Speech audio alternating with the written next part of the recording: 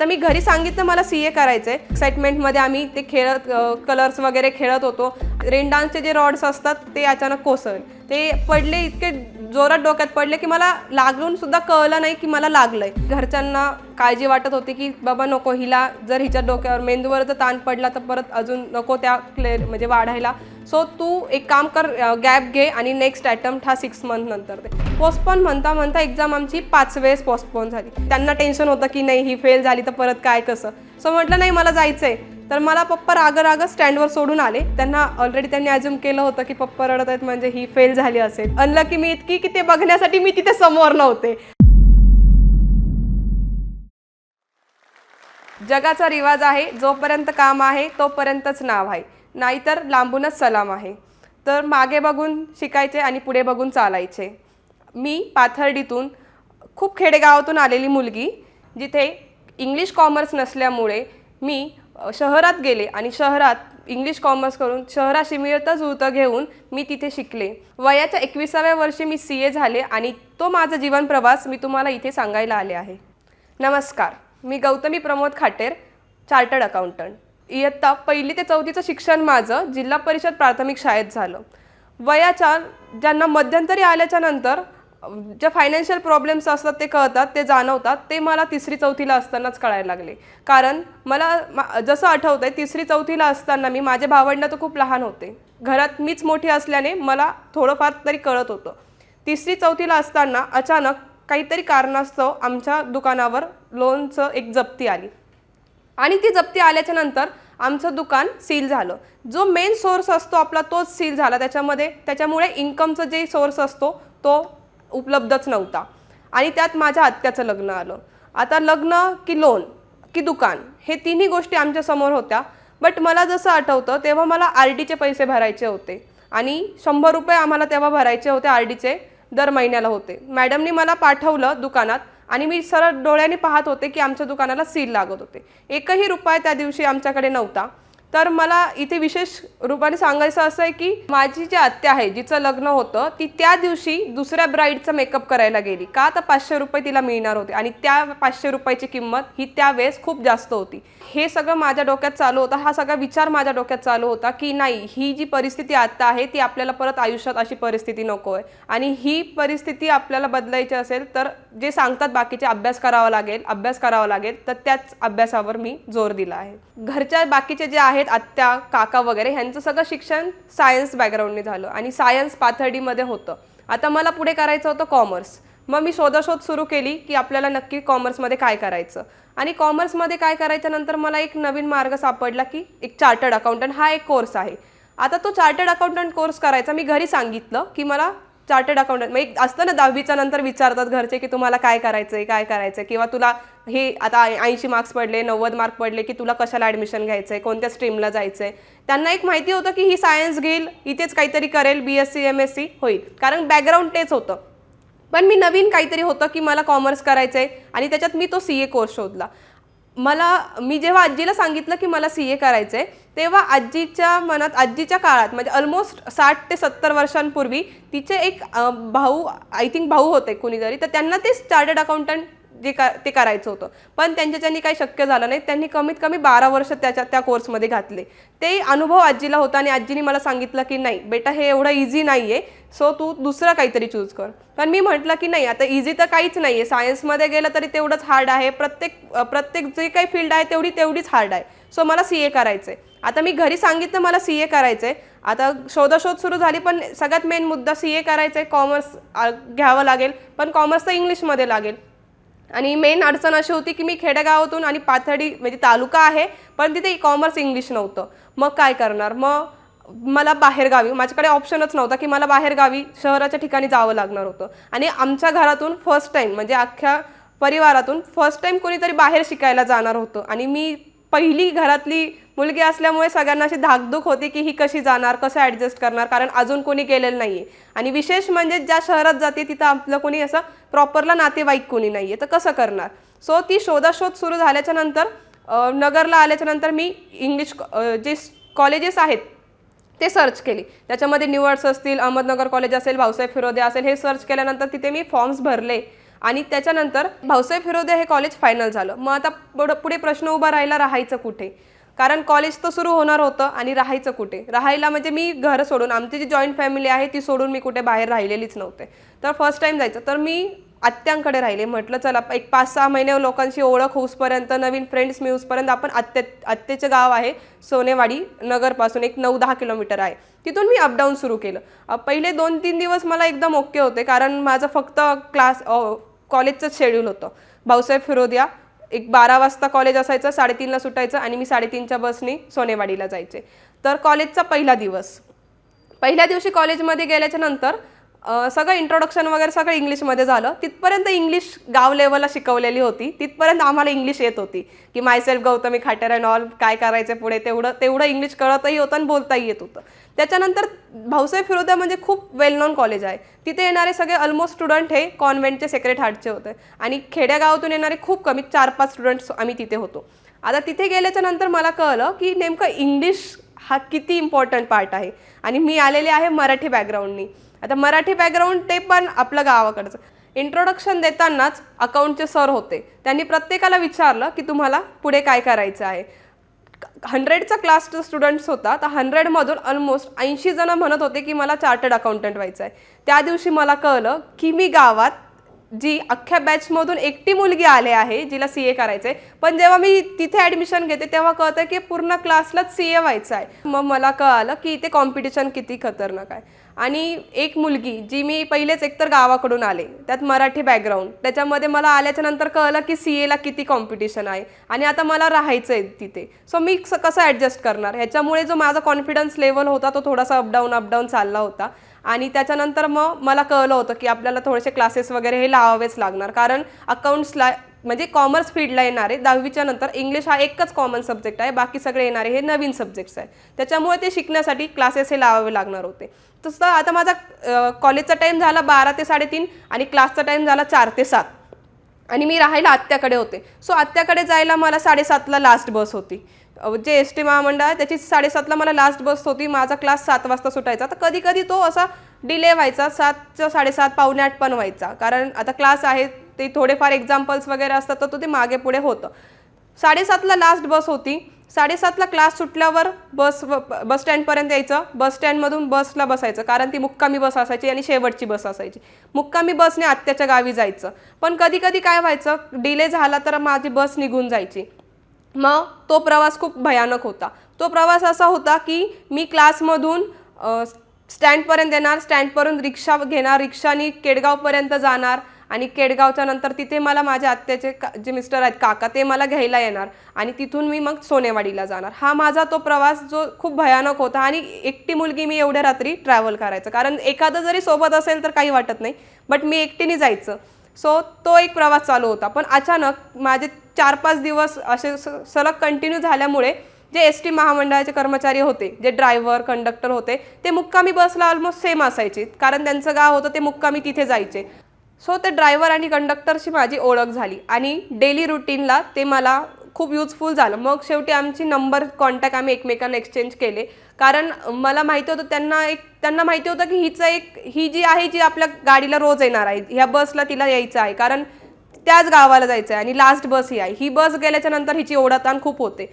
मला हे सांगायला आवडेल की आपण कायम ऐकत राहिलो की हे सांगतात ते सांगतात की ST महामंडळ खातं खूप बदनाम झालं आहे, ते ऐकत नाही, तिथे गेल्यावर आपल्याला चांगली ट्रीटमेंट मिळत नाही. पण माझ्या बाबतीत हे थोडंसं वेगळं ठरलं आहे, कारण जेव्हा आमची नंबर त्यांच्याशी मी त्यांना माझा नंबर दिला तर ते मला रोज फोन करायचे 7:15ला की गौतमी तुला यायला किती उशीर आहे, आम्ही गाडीत बसलो आहेत, प्रवासी बसलेले आहेत.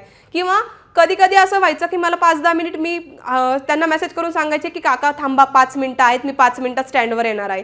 तर ते काय करायचे, 7:30ची बस ही 7:30 वाजले का प्रवासी ओरडायला लागायचे की चला साहेब 7:30 वाजले, चला 7:30 वाजले. पण ते काय करायचे की प्रवाशांना सांगायचे की ऑइल कमी आहे, थोडासा टायरमध्ये हवा कमी आहे, असे काहीतरी प्रॉब्लेम्स ते माझ्यासाठी सांगायचे प्रवाशांना, कारण त्यांना माहिती होतं की लास्ट बसला हिला यावंच लागणार आहे.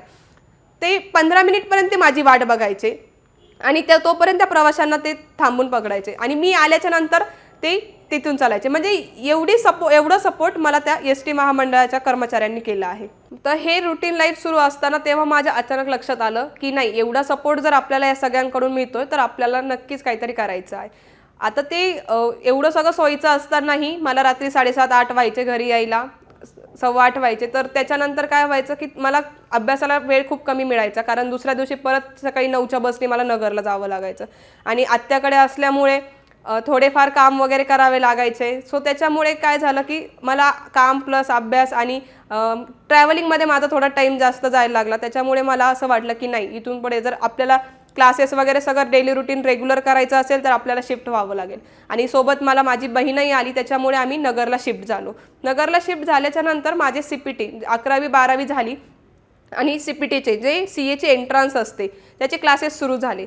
CPTचे क्लासेस सुरू झाल्याच्या नंतर मला तिथे 4 विषय होते आणि मॅथ्स माझं एकदम कच्चं होतं. असं म्हणतात की CAला येताना मॅथ्स हे एकदम पक्का असेल तर तो CA करेल, बट असं काही नाही आहे. माझं मॅथ्स एकदम कच्चं होतं. तर त्या मॅथ्समधून 3 चॅप्टर मी हे ऑरला ठेवले होते, ऑप्शनला ठेवले होते की ठीक आहे बाबा, माझ्याच्याने हे होतच नाही आहे तर मी बाकीचे चॅप्टर्स माझे पक्के करेल. 12वीच्या नंतर लगेच CPTचा हा अटेम्प्ट होता, पण माझा अभ्यास झालेला नसल्यामुळे मी तो एक अटेम्प्ट स्किप केला आणि तो मी नोव्हेंबरमध्ये दिला, जो की माझा मेमध्ये होता. नोव्हेंबरला मी अटेम्प्ट दिल्याच्या नंतर तो माझा CPTचा क्लिअर झाला. त्याच्यानंतर मला IPCCला ॲडमिशन घ्यायचं होतं. IPCCला हे 8 विषय होते. तर आता पुढे जायचं आहे, तर IPCCला ॲडमिशन घेतल्याच्या नंतर मला कळलं की आपल्याला IPCC करता करता त्याच्यासोबत CAचे काही कोर्सही असतात जे आपल्याला ITT ओरिएंटेशन म्हणून असतात, ते करायचे असतात. सो तिथे पेपर प्रेझेंटेशन जे इन्स्टिट्यूटला असतं ते करावं लागतं. पेपर प्रेझेंटेशनच्या कॉम्पिटिशन्स व्हायच्या, बाकीच्याही इन्स्टिट्यूटच्या कॉम्पिटिशन्स व्हायच्या, पण तिथे मला जाणवलं की नाही, माझं इंग्लिश खूप कमी आहे आणि मला इंग्लिशमध्ये सगळं प्रेझेंटेशन द्यावं लागेल. आयडियाज भरपूर होत्या, आयडियाजची कमी नव्हती. कारण आयडियाजला कोणती लँग्वेज नसते. आयडियाज ह्या स्वतःच्या मनातून निर्माण झालेल्या असतात, त्याला कोणती भाषा नसते, पण ते एक्सप्रेस करायला तर भाषा लागते. पण ती भाषा आमची इंग्लिश होती आणि तेवढी माझी इंग्लिश प्रॉपर नव्हती की मी ती पूर्ण डिलिव्हर इंग्लिशमध्ये करू शकत नव्हते.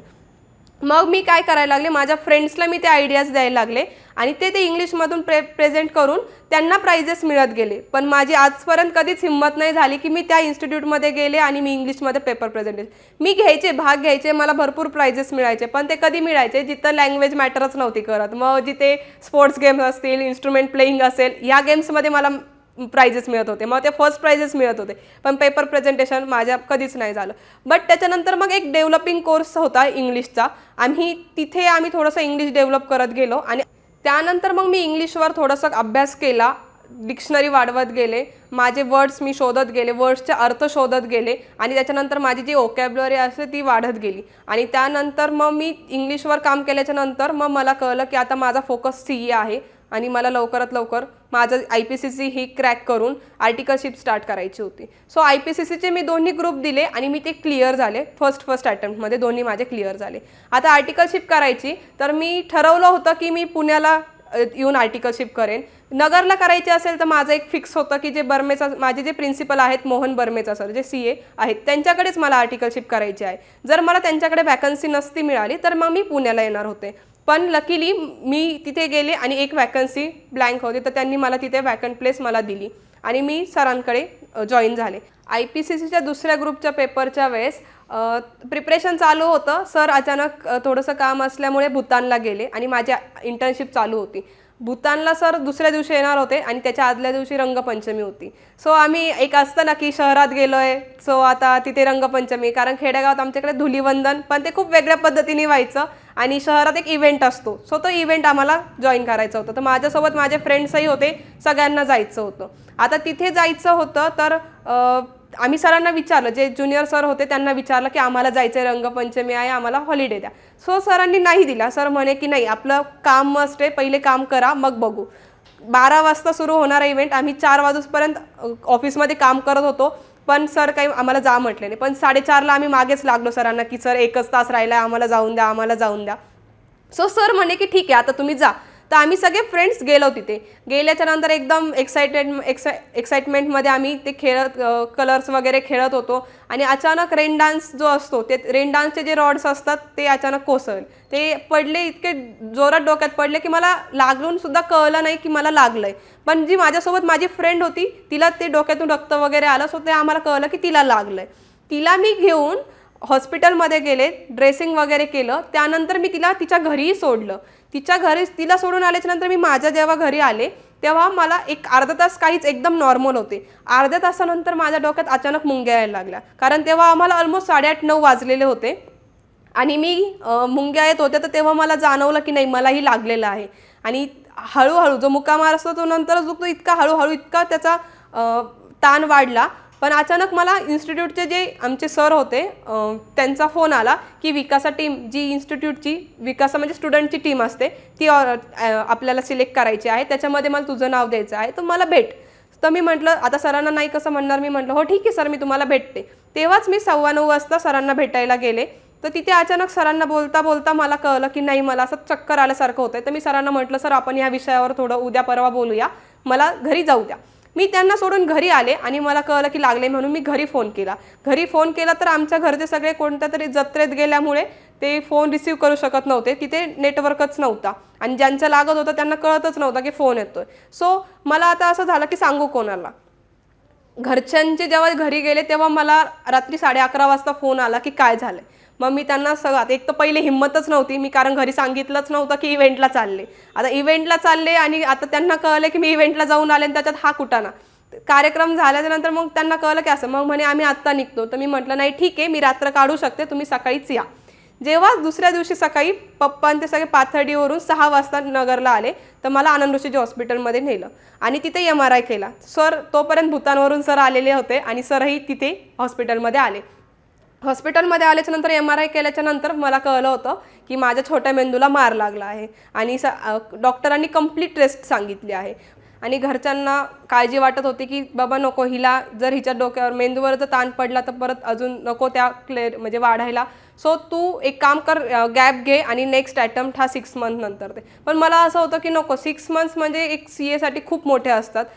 कारण जे आपण म्हणतो ना, जे आपल्याला फर्स्ट अटेम्प्टमध्ये सुटायचं असतं फर्स्ट अटेम्प्टमध्ये, तो मग माझा गॅप झाला असता आणि मग 6 मंथ मी डिले झाले असते.